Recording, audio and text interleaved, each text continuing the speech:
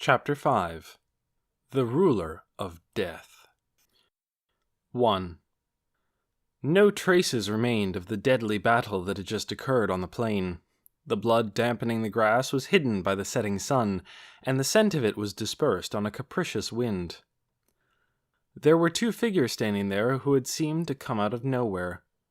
Captain Nagun of the slain theocracy's sunlit scripture turned to look at them, bewildered. One appeared to be a caster. He concealed his face with a strange mask and wore unrefined gauntlets. As if to prove his high status, he was wrapped in an extremely expensive-looking raven-black robe. The other was completely covered in raven-black full-plate armor. It was a magnificent suit, not one a person could find just anywhere. He could guess from looking at it that it was a first-class magic item. The newcomers had appeared in the place of Gazef right as Nagun and his men had him cornered. And now Gazef and his men were gone. It must have been some kind of teleportation magic, but Nagun couldn't think what spell it might be. Two unknown individuals using magic he'd never heard of. He couldn't be too careful of this situation. Nagun had all the angels fall back and form a wall to protect him and the others. They took a bit of distance from their new adversaries. Then he stayed on his guard to see what they would do. The magic caster took another step forward. How do you do, people of the slain theocracy? My name is Ainzul Gon. Feel free to call me Ainz. His voice crossed the distance on the wind. When Nagun didn't say anything, the stranger Ainz continued. And behind me here is Albedo. First of all, I'd like to make a deal with you. So might I trouble you for some time? Nagun searched his memory for the name Ainzul Gon, but nothing came up.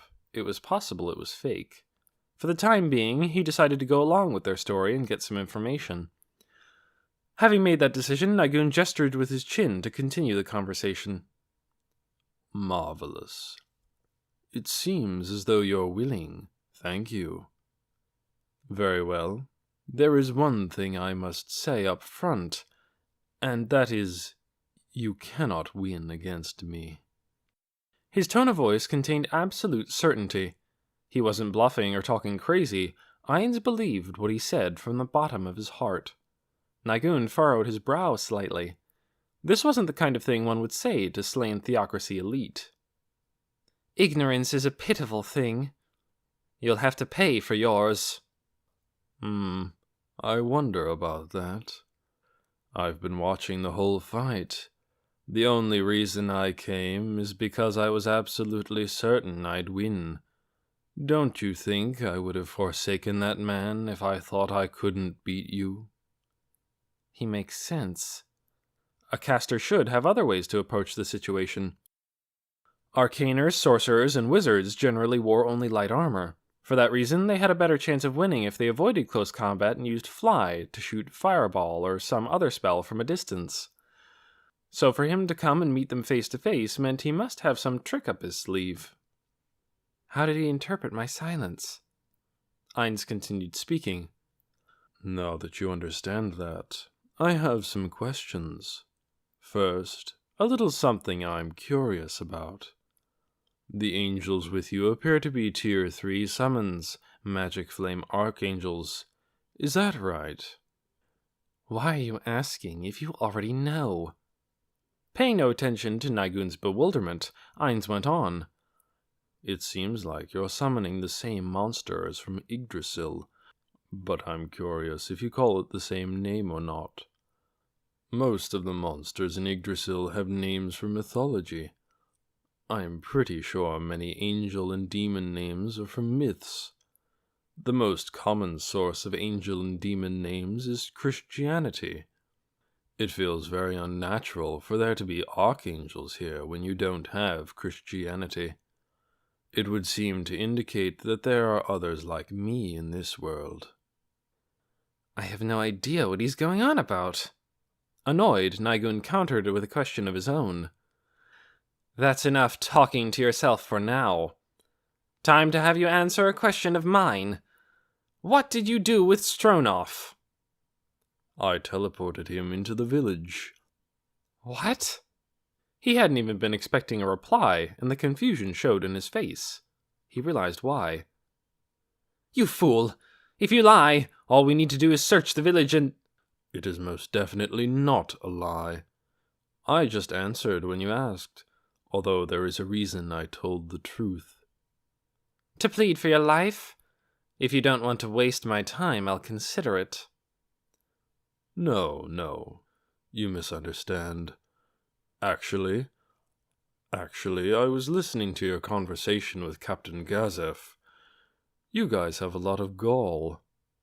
In reply to Nigun's ridicule, Ainz's tone and vibe changed.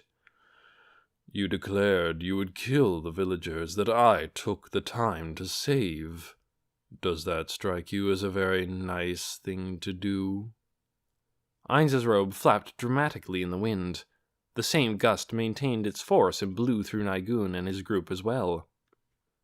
The wind blowing over the plain had just happened to come from Ainz's direction, that was all. Feeling the chilly wind all over his body, Nigun cleared away the thoughts that had popped up in his head. That wind didn't actually smell like death. It was just my imagination. "That's some big talk, Caster. And what about it?"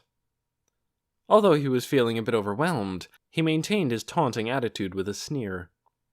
The commander of one of the slain theocracy's ace special ops units, the Sunlit Scripture, Nigun, was not going to be fazed by one guy. No, he couldn't afford to be. But... "I mentioned a deal before. How it goes is you surrender your lives without a fuss, and this won't hurt a bit. If you refuse, the penalty for your foolishness is the pain and despair that you'll die in." Ainz took one step forward. It was only one step, but he looked huge now. The members of the Sunlit Scripture took a step back, overawed. "Ah!" From near Nigun came a handful of hoarse voices. They were scared. This presence was unbelievably overwhelming. Nigun himself had never been so overawed, so he could understand his men's fear. Even the courageous Nigun, who had made it through many a life-or-death situation and taken countless lives, felt like he was going to be crushed by the pressure exerted by this unknown caster, Ainz. It probably affected his men even more. "Who the heck is this guy? What is this caster, really? What kind of a face is under that mask?" Ignoring Nigun's panic, Ainz's ever-cool-headed voice continued. "Here's the reason I told you the truth. I don't care if I tell you because you're going to die anyway." He slowly stretched out both hands and took another step forward. He looked a bit like he wanted a hug, but the sinister curve of his gauntlets gave the impression of a magical beast that was about to strike. A chill ran from the tips of Nigun's toes to the top of his head. He'd had this feeling before, a premonition of death. "Angels, charge! Don't let him get any closer!" Nigun shouted orders in what turned out to be more of a hoarse shriek. He didn't do it to improve morale, he was just scared of Ainzulgon coming toward him. 2 flame archangels attacked at his command. Flapping their wings, they flew through the sky, slicing through the wind. After making a beeline for Ainz, they thrust their swords without a hint of hesitation. Albedo will probably step out in front of him.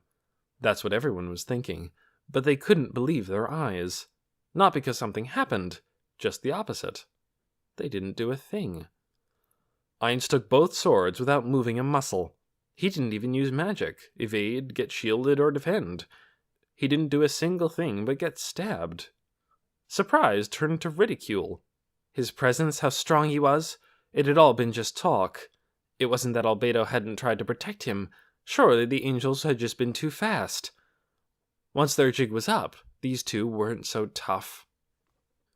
Nigun sighed in relief along with his men in spite of himself. Feeling ashamed for his earlier panic, he looked toward Albedo. "You wretches! Trying to fool me with those ridiculous bluffs!" Then a question formed. Why hasn't Ainz's corpse fallen to the ground? "What are you doing? Pull the angels back. Shouldn't he have fallen by now?" "We're ordering them to pull back, but..." Hearing his subordinate at such a loss, Nigun snapped his attention back to Ainz. The angels were flapping their wings hard. They were like butterflies trying to escape a spider's web. 2 of them slowly parted to either side. But they were moving unnaturally. They moved away from each other as if someone were forcing them. And then Ainz, who had previously been hidden in their shadow, was clearly visible in the gap. I told you, didn't I? You can't win against me. You should take people seriously when they warn you. His quiet voice reached Nagun's ears. For a moment, Nagun couldn't believe what he was seeing. Ainz was standing there, perfectly fine, despite swords sticking out of his chest and gut. No way. One of Nagun's men groaned what he himself was thinking. Judging from the position and angle of the swords, Ainz should be fatally wounded, but it didn't even look like he was in pain. Of course, that wasn't the only surprising thing. In Ainz's outstretched hands, he held the necks of the 2 angels.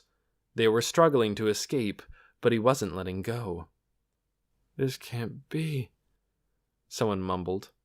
Angels were summoned monsters, and their bodies were made up of the summoner's magical energy, but that didn't mean they were light. They weighed slightly more than an adult human male, plus they were wearing heavy armor. It would be no easy feat to hold that up in one hand. Maybe a muscle-bound warrior who had just gone through the most rigorous training would eventually be able to do it, but the man before them was a caster, which meant that rather than muscle, he had poured his efforts into increasing his wisdom and magical energy. Even if he were using magic to increase his strength, if the base number were low, the effect wouldn't be so great.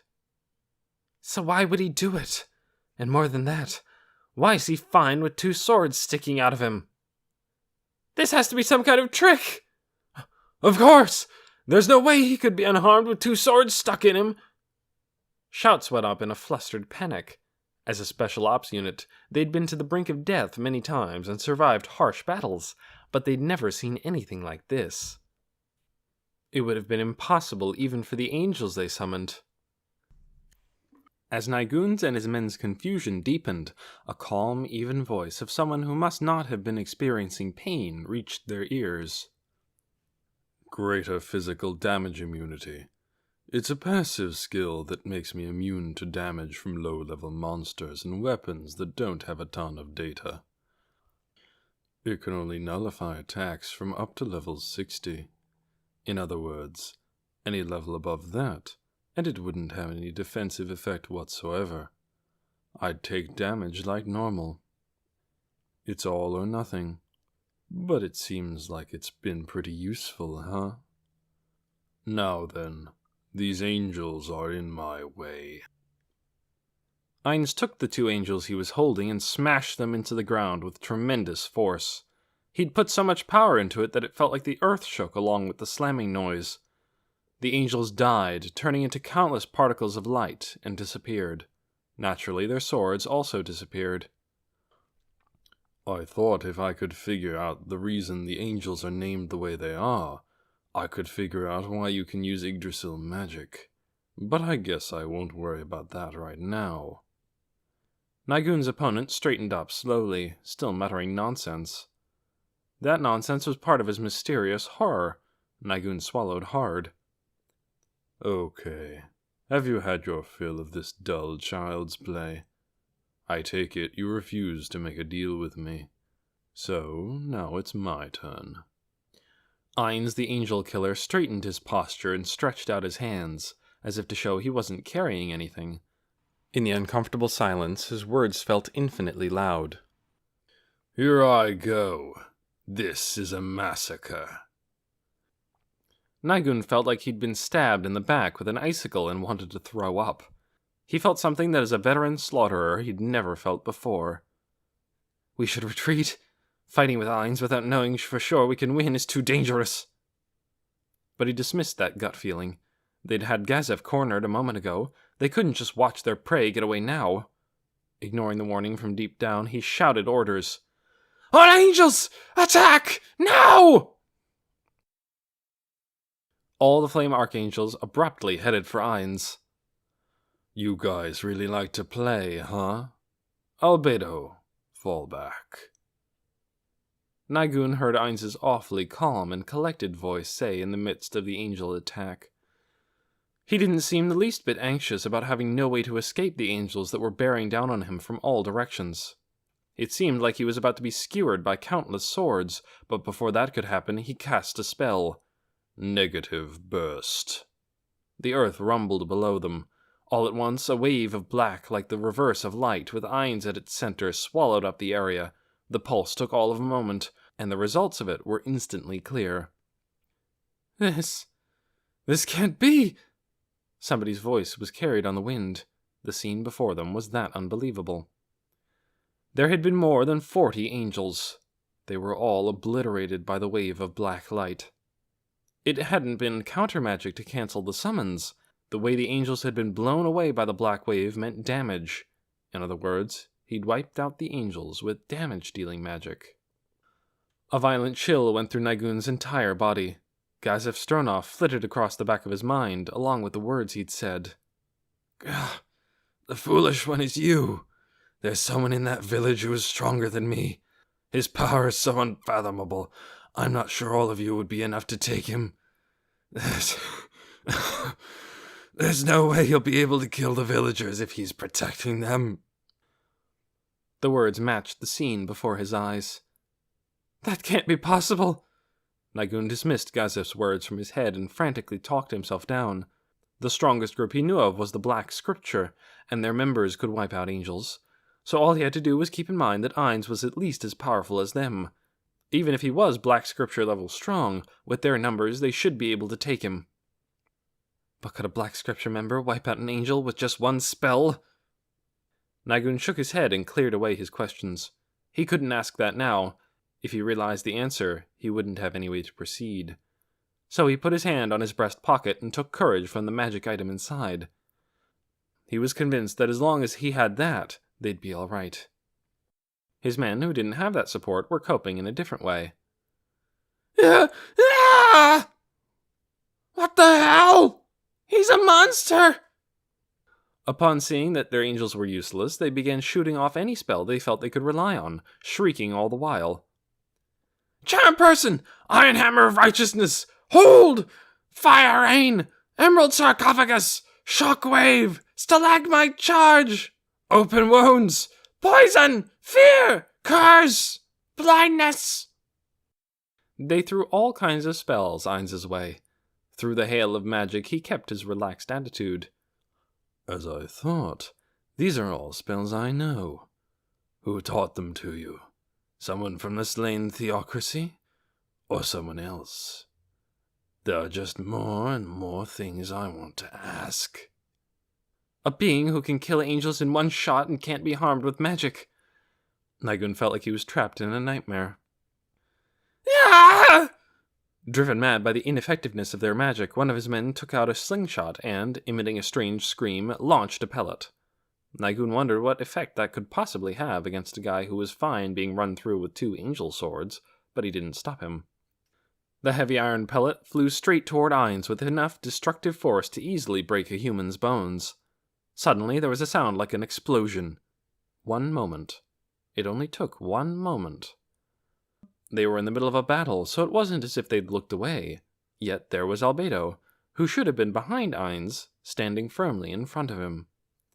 Did she teleport? In the place where she had been standing, some dirt was scuffed into a mound where she had kicked off. That strange sound had been the impact. Moving in a blur, she swung her bardiche in a full arc. It left a neat, sickly green afterglow. A beat later, the man who had launched the pellet crumpled to the ground. Huh? No one could grasp what they had just seen. Our side attacked, so how come our man got taken out? Another subordinate ran over to confirm the man's status, dead, and cried, An iron pellet cracked his head open! What? An iron pellet? You mean the one he just launched? He shot it, so how did it kill him? A voice on the wind delivered the answer. Sorry about that. My subordinate here used a couple skills, missile parry and counter arrow, to reverse the attack. It seems like you had some defensive magic up to block projectiles, but if the counterattack is stronger, the barrier would break, right? It's nothing to be surprised about. Having said just that, Ainz ignored Nigun and the others and turned to Albedo. But Albedo, you know a projectile that puny wouldn't hurt me. You didn't need to. But Lord Ainz, to do battle with you, Supreme One, they must at least meet some minimum threshold of attack. That pellet, it was too great an insult. Ha ha! If we said that, though, they'd be completely disqualified, right? Principality observation! Engage! Responding to Nigun's hoarse voice, an angel that hadn't budged the whole time spread its wings. Principality observation was a fully armored angel. In one hand it carried a mace with a large pommel, and its other hand was equipped with an oval shield. Its legs were completely hidden by long skirt-like hitatare. The reason this angel, stronger than an archangel, hadn't moved until now was its special ability. Appropriate to its name, Observation, it had the power to raise its teammates' defense by just watching. However, this ability would get cancelled if it moved, so having Principality Observation stand by was the wisest choice. The fact that Nigun had given it orders showed how shaken he was. It was as if he were grasping at straws, not even caring what could be done as long as something was. Albedo, fall back. The angel took its orders and flew immediately to Ainz. Without losing any momentum, it began beating on him with its sparkling mace. Ainz took it straight on with his gauntleted left hand, seeming put out by the hassle. These blows should have broken his arm, but they didn't seem to affect Ainz. He remained unperturbed as he took 2-3 hits. Sheesh. I guess it's time for a counterattack now. Hell flame! From the tip of his extended right hand's finger sprang a small black flame, flickering faintly as if one breath could extinguish it. It caught on to Principality Observation, but was laughably tiny compared to the angel's gleaming body. However, with a whoosh, Principality Observation went up in flames. The resulting heat was so intense that Nigun and his men, even at a distance, couldn't keep their eyes open. Within the roaring blaze that threatened to burn up even the heavens, the angel's form melted and disappeared. It happened all too quickly. Then, having burned up its target, the black flame also faded away. Nothing was left behind. It was as if both the angel and the black flame had never been there at all. That's absurd. In one shot? Ah! How can that be? Nigun's yells mingled with the chorus of confused voices. He didn't even realize he was shouting. He was just saying whatever came to his mind. He had no sense of how loud or shrill he was. Principality Observation was a high-level angel. Furthermore, its ratio of ability points for attack to defense was 3-7. It had the highest defense of all the principalities that could be summoned on the same tier of magic. Plus, Nigun had a talent that strengthened any monsters he summoned. The effect wasn't huge, but the power of monsters he summoned were stronger. That meant that there were not many people who could defeat a Principality Observation summoned by Nigun. And to do it with just one spell. He'd never seen anyone capable of something like that in his life. That was impossible even for the members of the Black Scripture, who were near the limits of human potential as far as Nigun understood them. In other words, Ainz Ulgon's power was superhuman. Impossible! That can't be! There's no way you can destroy an elite angel with just one spell! What kind of monster are you? Ainz Ulgon! How could I not have heard of you before? What the hell is your real name, you bastard? He'd lost all semblance of composure. All he could do was scream his inability to acknowledge what had just happened. Ainz spread his hands apart. The gleam of the setting sun made them look stained with blood. Why don't you think it was possible? It seems to me that maybe you're just ignorant. Or maybe it's just how things are in this world. Allow me to answer one of your questions. Everyone quieted down in anticipation, which caused Ainz's voice to sound extra loud. My name is Ainz Ulgon. It's not a pseudonym. This wasn't the answer they'd wanted, but Nigun could sense the pride and joy coming through in every word. It all left him speechless. A mysterious answer from a mysterious stranger. It made sense in this messed-up situation. Nigun felt like his shallow breathing was obnoxiously loud. The wind blowing over the plain was obnoxiously loud, too. His heartbeat felt abnormally loud. Someone's heavy, irregular breathing sounded like they'd been doing sprints. He thought of various ways to console himself, but the sight of Ainz taking both of those swords, the sight of him wiping out all those angels with one spell, etc., drowned it out with, "He's more of a monster than I ever could have expected. We can't win." "Captain, what should we do?" "Figure it out yourself. I'm not your mother, damn it!" The frightened look on his subordinate's face after being yelled at brought Nagun back to reality. He couldn't lose composure in the face of this unknown monster. As the sun set, darkness swallowed the world bit by bit, and along with it the jaws of death seemed to open, ready to swallow everything up. Frantically suppressing his fear, Nagun gave orders. "Defense! Anyone who wants to live, buy me time!" With trembling hands, he took a crystal from his breast pocket. The chains of fear bound his normally quick subordinates, and their movements became sluggish. Even a soldier who wasn't afraid of death would hesitate when asked to act as a shield against such a monster.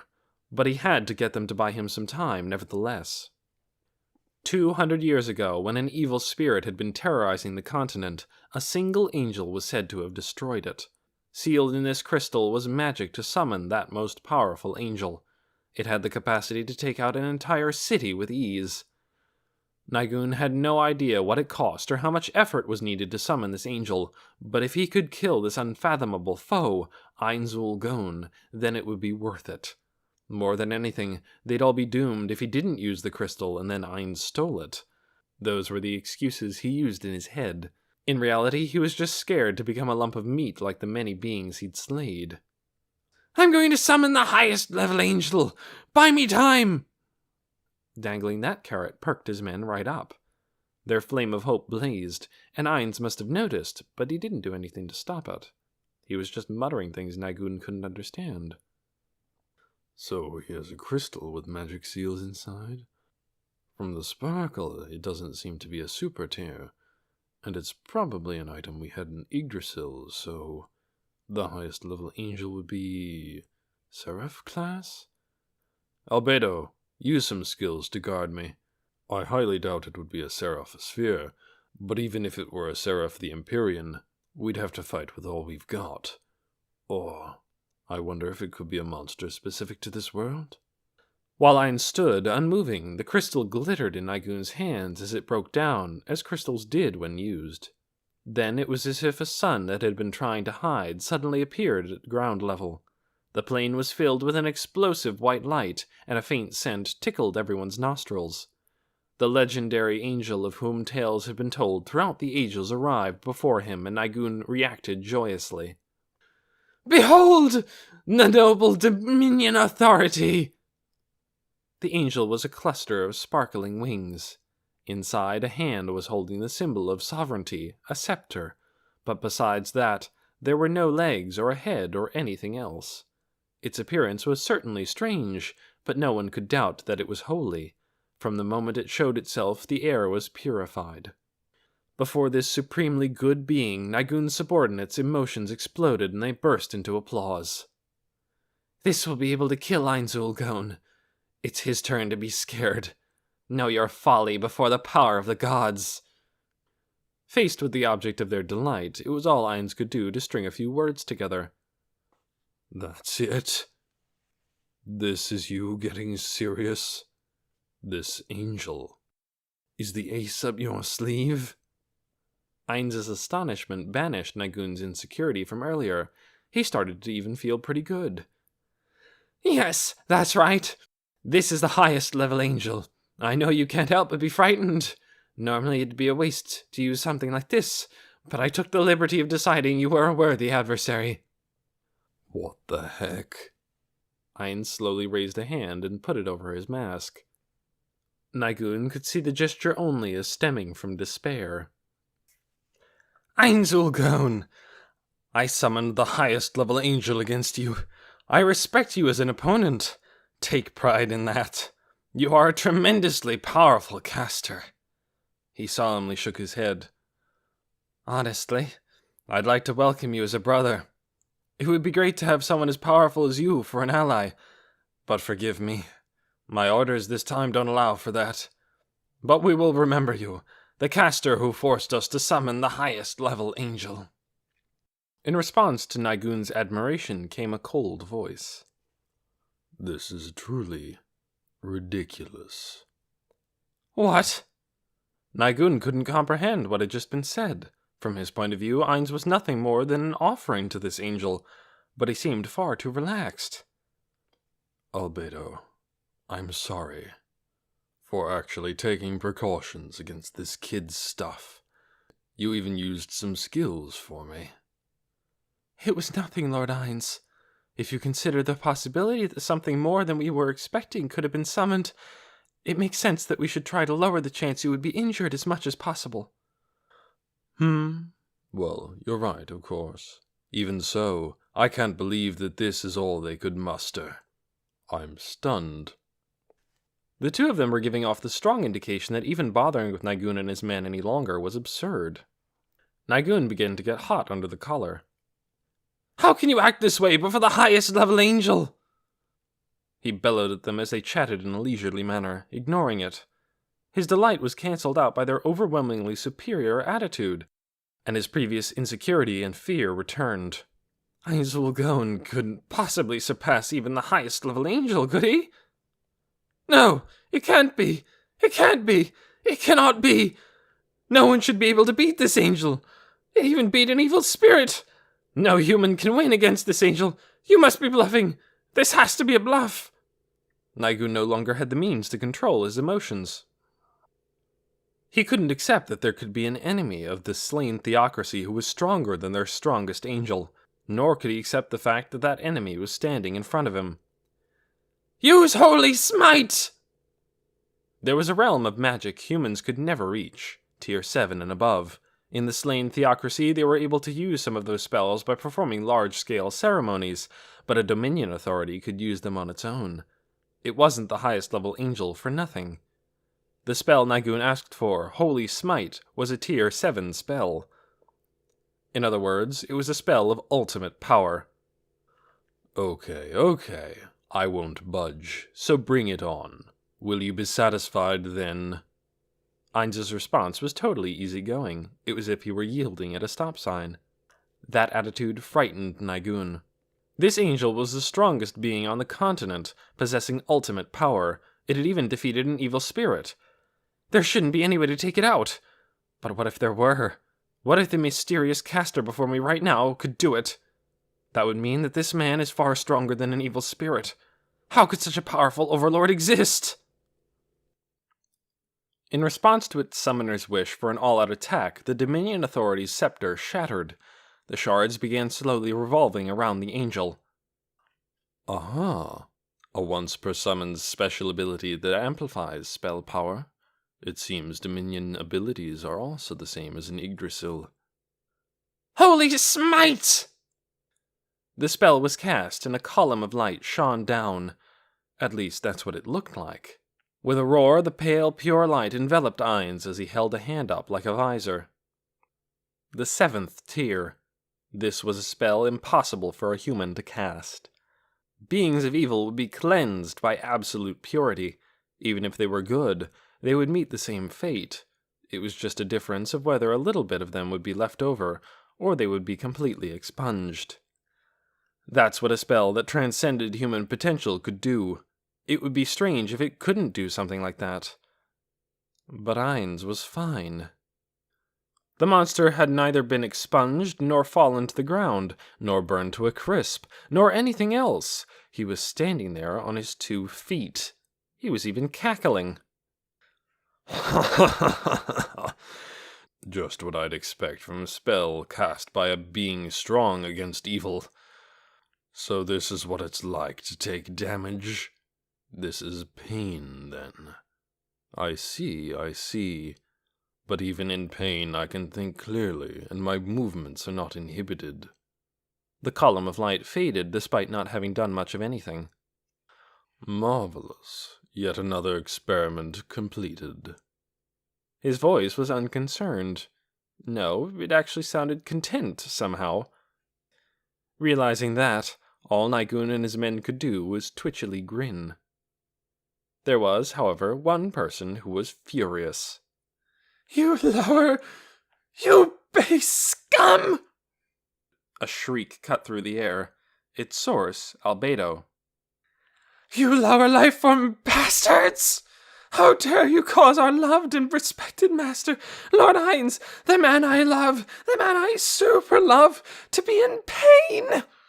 Know your place is garbage! Death is a fate too merciful for you.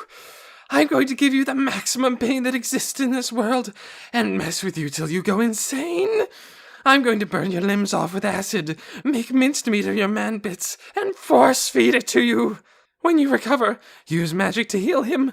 I hate you, I hate you, I hate you, I hate you so much my heart feels like it's going to explode. Her armored arms flailed. It felt like the world was warping around that spot. The sign of something twisted by an evil faith in death battered them like a bomb blast. It was wriggling violently beneath that full suit of armor. Something big was trying to burst through. Even though Nigun could see that was the case, there was nothing he could do but stand there stock still and watch as a monster that would surely sully the world was born. There was only one person in the universe who could stop Albedo. He quietly raised a hand and said, "Albedo, it's fine." Even just that was enough to stop her short. "But, Lord Hines, the lower life forms, they—" "It's fine, Albedo. Aside from the unexpected fragility of their angels, everything has been going pretty much according to my plan. So why get angry?" Hearing those words, Albedo put a hand over her heart and bowed her head. "You're always right, Lord Hines. So it's fitting that you would have such a carefully laid plan. I am deeply impressed." "No, I mean, I'm glad you were anxious for me and got mad, but, Albedo, you're more charming when you smile." Charming. Thank you, Lord Hines." "Well then, sorry to keep you waiting." Nigun, who'd been going numb watching how carefree they were, came back to himself at this address. "I know what you really are. Evil spirits. You're evil spirits." Nigun had practically no knowledge of beings who could do battle with high-level angels.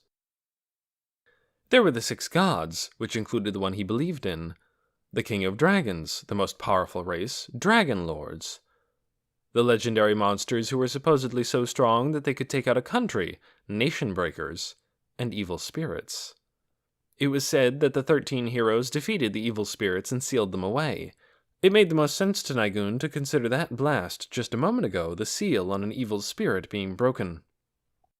And if they were evil spirits, Nigun still had a slight hope that it would be possible to defeat them, as long as he had his angel. "Again! Beat him down with holy smite!" "Hines said he felt pain last time, so maybe he took damage. He's standing, but maybe that's all he can manage." Innumerable maybes crossed his mind. If they didn't, it would surely break. But Hines wasn't about to let him attack twice. "It's my turn, isn't it? No despair. Black hole." A tiny dot appeared on the Dominion Authority's glimmering body. Before everyone's eyes, it grew bigger and bigger. A vacuum. It sucked everything in. Soon nothing was left, and it had gone so laughably, stunningly easy. With the brilliant Dominion Authority lost, the light in the area dimmed all at once. The wind rushing over the plains, rustling the grass, seemed to echo. In the midst of the silence, a harsh voice spoke. "What are you?" Nigun asked the impossible being again. "I've never heard of a caster by the name of Kugane. But then, there can't be someone who can take out the highest level angel in one shot. It would be wrong for such a person to exist." He shook his head weakly. "All I know is you're vastly stronger than evil spirits. It doesn't make sense. What are—" "I'm Kugane. Once this name was known by all. But I think that's enough chatting, don't you?" Any more than this, and it'd be a waste of time for both of us. To prevent further time wasting, I'm going to let you know ahead of time that I've cast anti-teleportation magic around here, and I have men waiting to ambush you throughout the area, so know that escape is impossible. The sun had sunk completely below the horizon, and the land was wrapped in darkness. Nigun felt like this was the end, and it was obvious that that was the case. Suddenly, space broke over his crouching men, like a clay pot shattered. But it was back to normal in an instant, leaving no trace of the abnormal view. As Nigun floundered for an explanation, Ainz gave him one. Sheesh, you should be grateful. It looks like someone was trying to monitor you with intelligence magic. Luckily, I was within range, and my attack wall activated, so I don't think they managed to get more than a peek. Sheesh. If I'd have known this would happen, I would have linked it with a higher level attack spell. Those words were a revelation for Nigun. His home country must have been checking in on him periodically. If I only use explosion boosted to have an increased area of effect, they might not learn their lesson. Anyhow, that's enough fooling around, I think. Realizing what he meant, a chill went down Nigun's spine. The taker of lives' life was about to be taken, and he was so scared he couldn't stand it. Just like everyone whose life he had taken so far, he was terrified to have his life stolen away. The eyes of his subordinates gathering on him was bothersome. He felt like he might start to cry. He wanted to cry and scream and beg to be spared, but Ainz didn't look like he was big on mercy. So he held back his tears and groped frantically for a plan. But no matter how much he thought, there was no one to support them. In that case, all he could do really was depend on Ainz's mercy. "Wait! I'd like you to wait a moment, sir. Lord Ainz Kugane. Please wait.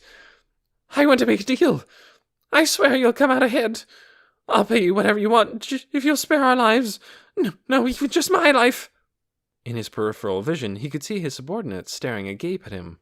But they were no longer his concern. What was important now was his own life, nothing else. Besides, his subordinates were replaceable, whereas he was not. He ignored their resentful voices and continued, "It must be hard to satisfy such a great caster as yourself, but I will match your desired amount as closely as possible. I may not look it, but I'm quite a valuable asset to my country. I am sure they would pay an exceptional sum. Of course, if there is something you would prefer besides money, I could arrange that as well. So please, I beg you, spare my life." Having said all that in one breath, Nigun gasped a few times. "So, how about it, Lord Ainz Kugane?" In response to Nigun's desperate supplication came a soft, friendly woman's voice. "Did you not refuse Supreme Being Lord Ainz's most merciful offer earlier? But I get what you're saying. Even if I took the deal, I would have been killed. I want to live, right?" The suit of armor's helmet moved in a way that all but said, "Good grief." "That attitude is plain mistaken. Lord Ainz wields the power of life and death in Nazarick, so when he says you will die, you lower life form humans bow your heads and wait for the end, full of gratitude." She spoke in a tone that said she believed every word from the bottom of her heart. "She's insane. This woman has no means of rational thought. She's completely bonkers." Fully realizing this, Nigun turned to Ainz with a glimmer of hope. Ainz had been silently listening to their conversation up to that point, and when he realized they were waiting for his decision, he shook his head with a sheesh. "Let's see. I think it went something like, quit your futile flailing and die quietly. I'll take pity on you and kill you painlessly." 2. Night had fallen on the plain. Walking along, Ainz looked up and noticed again how full of pretty stars the sky was. Maybe I went a tad overboard. As long as Albedo was watching, he couldn't do anything clumsy. As a master, he had to carry himself properly in front of his servant. Partly due to that, he might have gotten a little too carried away, but still he'd been playing his part as if his life depended on it. So did I pass or not? As long as she's not disappointed in me. Ainz didn't know she was thinking, Holy cow! You were so cool, Lord Hines. Beneath her close helmet, so he ran over again in his head how he had acted that day. But Lord Hines, why did you save Gazef? I wonder. He didn't feel like he could accurately explain the workings of his heart at that moment, so he said something else instead. It was a problem we brought on them, so I figured we should be the ones to solve it if we could. Then, why did you give him that item? That was strategic planning. Him having that was handy for me, too. The item he'd given Gazef was a cash store item from Yggdrasil, one Ainz had quite a few of. He didn't think he'd be able to acquire any more, but giving one away at this time was not a major loss. On the contrary, Ainz was happy for their number to decrease. Those items were consolation prizes for the 500 yen gacha, so having so many just reminded him how he'd wasted all his money and ended up poor. But that wasn't all. After pouring so much cash into it and finally getting the super rare item he'd been after, his former guildmate Yamaiko got it on her first try. The shock from that still remained in his mind as a hairline crack. He'd thought to throw them away many a time, but when he remembered that each one had cost 500 yen, he couldn't just chuck them. Well, I could have used that item or not, but either way it was no loss for me, so... Wouldn't it have been better for me to wipe them out? There was no need for you to go and save that lower life form. I didn't sense any truly formidable signals in the area. I don't think there was any reason you needed to go personally. I see. Ainz didn't have this signal detector built in, so that was all he could say. In Yggdrasil, he could tell roughly how strong an enemy was compared to him by the color its name was displayed in. He could also get information from walkthrough sites or his guildmate's intelligence magic. It was a little bit nostalgic. I should have learned some intelligence magic. Ainz regretted not having those abilities. Of course, he wasn't sure it would function the same here, but he probably wouldn't have had to take risks like he had that day. Well, it's no use crying for the moon. Ainz decided to think about something else. Albedo, I know how strong you are, and I trust you, but you shouldn't take things so lightly. Consider the possibility that someday an enemy could defeat me. That's especially important now, when we don't have much info about this world. That's why I had Gazef do some work for me out there. Aha! So you sacrificed a pawn to test the strength of your enemy. Truly, that is the proper use for the inferior human race. He couldn't see her expression under her close helmet, but the tone of her voice was cheery as a flower garden. He'd been wondering for a while, but as a former human, current undead, Ainz wanted to know if she really hated humans that much. Not that he felt sad or lonely because of it. On the contrary, as the captain of the Floor Guardians in the Great Tomb of Nazarick, the headquarters of a guild made up of grotesques, it was probably the correct attitude. It seemed that way to him, anyhow. That's right. But of course, that's not all. If you reach out to help someone when they're on the verge of death, they'll be extra grateful. Also, since the enemy we were up against was a special ops unit, even if they were to go missing, their country probably wouldn't be able to launch a high-profile search for them. So I felt like if I had the chance, I wanted to intervene. Ah, I'm impressed as always, Lord Hines. Such deep thoughts. I suppose that's why you captured the commander and his men alive. Brilliant. Hearing Albedo's praise, Ainz felt like bragging. He was making quick decisions and engineering plans, with no inconsistencies or impossibilities.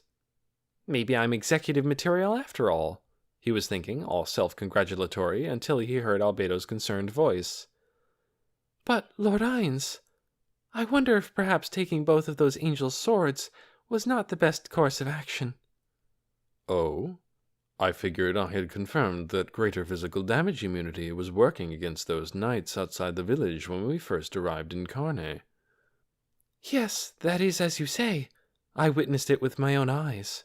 However, it is unforgivable that you should have been stabbed with their vulgar blades while I was standing by right next to you. Ah, you're right.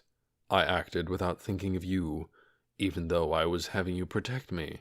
Sorry. And what woman could approve of her love being stabbed, even if he were unharmed in the end? Indeed. Never knowing what to say in these situations, Ainz gave a short reply and headed back toward the village. Albedo didn't particularly seem to want a reply and followed him without saying anything else. When they entered the village, everyone came out to greet them, led by the Death Knight. In the midst of their countless praises and thanks, Gazef Stronov appeared. Oh, Captain, glad to see you up and about. I would have liked to save you sooner, but that item I gave you takes a little while to warm up. I apologize things got so down to the wire. Not at all, Sergon. I am grateful. After all, you did save me. By the way, what happened to... Sensing a change in his tone of voice, Ainz took an inconspicuous look at him. He had already taken off his armor and was dressed lightly in regular clothes, completely unarmed. His face was covered in bruises, and one of his eyelids had swollen up. His head seemed just like a misshapen soccer ball, but his eyes twinkled.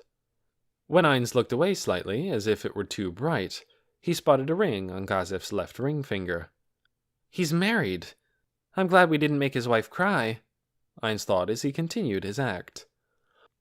Oh, I drove them off. I figured it would be impossible to take them all out, and I was right. That was a lie, of course. He'd sent them all to the Great Tomb of Nazarek. Gazef squinted for just a moment, but neither of them said anything. The atmosphere was tense. Gazef was the one to end it. Wonderful. You've saved us from danger so many times now, Sergon. However can we thank you? You must stop by my manor if you are ever in the capital. I would like to give you a proper welcome. Oh, well then, I may take you up on that. Thank you. You won't come with us now then, I take it. What are your plans, Sergon? My men and I will rest here. I see.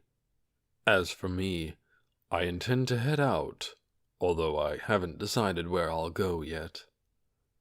It's already night. Traveling in the dark is... Gazef trailed off. Please excuse me, Sergon. You're strong enough that you don't need me to worry about you. I hope you'll remember me if you come to the capital. My gates will always be open for you. And I don't have words enough to thank you for allowing me to have one of the suits of armor from the knights who initially attacked Kugane. Ainz nodded and judged that everything he had come here to do was finished. Somehow or another, a lot of unexpected things had happened, and he had stayed a lot longer than he meant to. Let's go home, he said in a voice only Albedo could hear. She nodded happily in response, although she was still wearing her armor, of course.